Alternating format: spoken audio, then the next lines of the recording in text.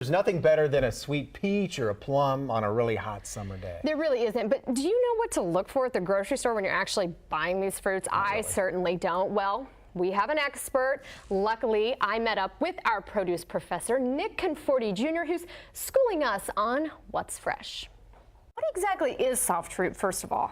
Soft fruit refers to peaches, plums, nectarines, apricots, and even cherries. They're part of the stone fruit family, and they're called that because inside the center, there's the big pit. A lot of people think that's the seed. Actually, the seed is inside of that larger pit. Oh, I never knew that. Okay, as far as soft fruit goes, what's happening this season? Well, the crop is actually coming out a little earlier this season, but the cool winters and the low frost hours in the morning out in California, it's causing the fruit to be a little smaller. So compared to what you saw last year and in previous years, the fruit itself is going to be a little bit smaller.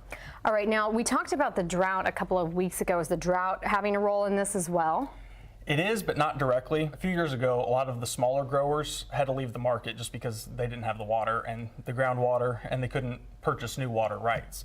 But the majority of the larger growers, they still have some groundwater to water their crops. As we move into Georgia, obviously the drought's not going to be as big of an issue, and so you're going to see a lot of grapefruit probably around the 1st of June.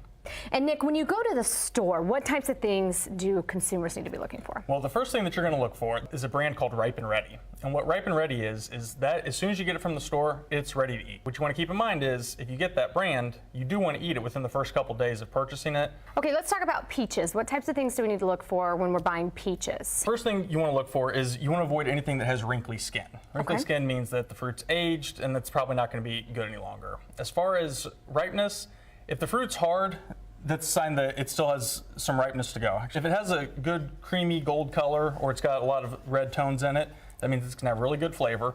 But you can kind of see with the green, that means that it's not ripe yet.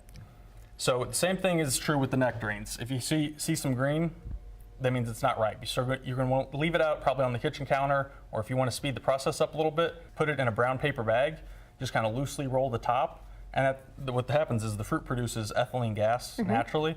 And that helps speed up the ripening process. Along. And finally, nectarines. Nectarines, kind of along the same lines as peaches. They're actually very, very closely related. The biggest difference, slight difference in flavor, and they don't have the fuzzy outer skin.